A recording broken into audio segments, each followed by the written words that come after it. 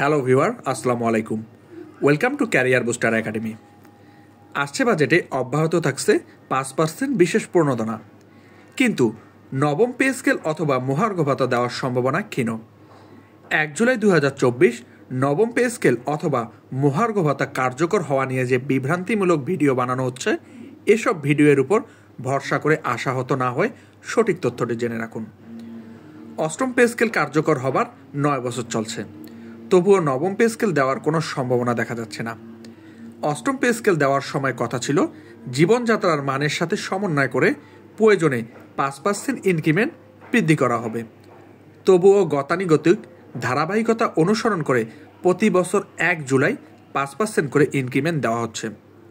যদিও 2015 সালের অষ্টম পে স্কেলের প্রজ্ঞাপনে এই ইনক্রিমেন্ট প্রয়োজনে বৃদ্ধির কথা বলা হয়েছিল, তবে তা কখনো বাস্তবতার মুখ দেখেনি। একটি বিষয় আমি অনুসন্ধান করে বুঝতে পারলাম যে 11 থেকে 20 গ্রেডের সরকারি চাকরিজীবীদের বেতন নিয়ে আমাদের সমাজের 90% মানুষের একটি ভুল ধারণা আছে। তা হলো সরকারি চাকরিজীবীদের বেতন অনেক, তবে দুঃখজনক ব্যাপার হচ্ছে যে সাধারণ মানুষের কথা বাদ দিলাম, ম্যাক্সিমাম সাংবাদিকও মনে করে থাকে 11 থেকে 20 গ্রেডের সরকারি চাকরিজীবীদের বেতন অনেক, যা তাদের জীবন ধারণের জন্য যথেষ্ট।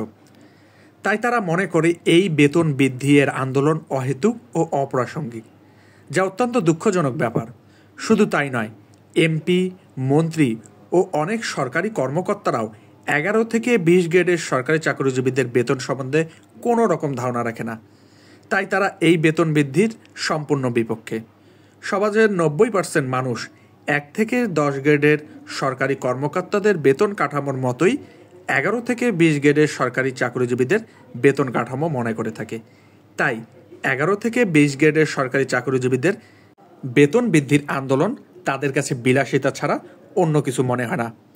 সর্বোপরি কথা হচ্ছে যে আসছে বাজেটে নবম পে স্কেল অথবা মহার্ঘ ভাতা দেওয়ার সম্ভাবনা নেই বললে চলে। নবম পে স্কেল নিয়ে সঠিক তথ্য পেতে আমার চ্যানেলটিতে লাইক, কমেন্ট এবং সাবস্ক্রাইব করে রাখুন। ধন্যবাদ।